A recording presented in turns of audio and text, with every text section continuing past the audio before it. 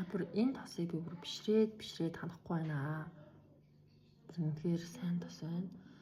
Тэгэд өмнө нь анх бол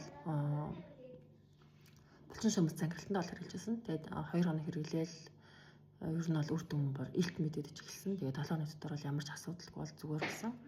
За энэ удаад болохоор мамагийнхаа одоо бүсний нуралтанд хэрэгэлсэн. За нуралт яг нуралт ч үсээгүй бас нэг улаалт үссэн. За учир нь бит хоёр нөгөө тариа илэх шаардлага үсээ. За тарианд орсон. Тэгээд тарианы үүдэлтэйгээр бүсэнд нь нөгөө унгах төдийд байнга нөгөө шингэн гожодос учраас бүсний хэсэгт нь улаалт өгөө. Тэгээд тэр мандлын хураашаа тосмос төрхөнгүүд хорсож уйлаа жоохон эмзэгсэл төрөөд байсан.